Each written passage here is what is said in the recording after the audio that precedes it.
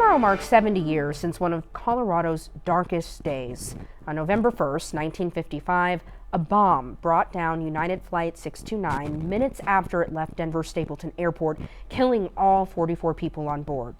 For years, Denver 7 has covered the lack of awareness of this tragedy and the efforts of community members to honor victims who have gone 7 decades without a memorial. Well, a permanent memorial will finally be dedicated this weekend, of course, bringing together families of the victims for the first time to reflect together. Denver 7's Richard Butler takes us to the memorial luncheon where an emotional reunion took place. Tragic circumstances to come together and to share these moments. 7 decades after the bombing of United Flight 629, family members of the 44 victims are meeting face to face, many for the first time. Well, when we first undertook this project, I didn't know what to expect. Inside the Denver Crime Lab, more than 100 family members have come together, connected by a tragedy that changed Colorado history. I am a grandson of James and Sarah Dory. I am the grandson of Vernal and Goldie Herman. My mother was on that plane, and I was just a kid when she died. Shirley Wren vividly remembers the night she lost her mother. On November 1st, 1955, a bomb exploded on board United Flight 629, just minutes after it took off from the Stapleton Airport. All 44 people on board were killed. Investigators later determined it was a murder plot, making it the first confirmed case of airline sabotage in the United States. My mom was friend to everybody. She was good. I loved her.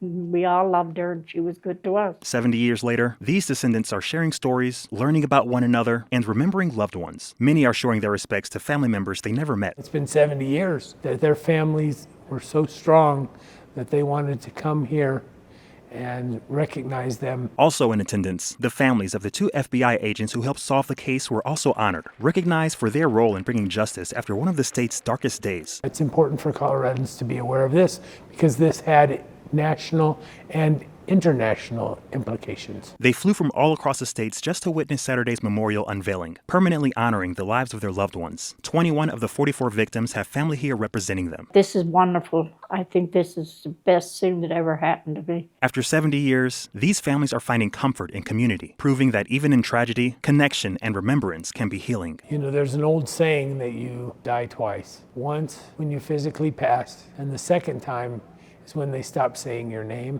Building this memorial, my hope is that this opportunity for people to continue to be familiar with these people and say their name. In Denver, Richard Butler, Denver 7. And everybody's invited to the ceremony tomorrow. It's at 11 a.m. at Flight Echo Tower. That's where the memorial will be unveiled. And it'll be followed then by a symposium out at Wings of the Rockies, reflecting on this case, on the investigation, and how really it has changed air travel. We got an up-close look at the final memorial before it is officially dedicated. It features all 44 names of the passengers and crew listed in the shape of an airplane body. There's also logos honoring the various agencies that responded that day. The company that built the memorial says they're honored to have helped bring this project to life. When you can do something like this, that's a big project that hundreds of people are involved in, it's always pretty gratifying to be able to be part of that. The memorial will be placed at the base of the old Stapleton Airport Tower, control tower that is, and will face northwest, the direction the plane took off that day. So do yourself a favor here. If you have your phone handy, scan that QR code on your screen. It's going to take you to a half-hour special presentation that Denver 7 did on the bombing of Flight 629. You can look back at how this tragedy shaped Colorado and see the years of efforts from this memorial committee to finally create this permanent tribute.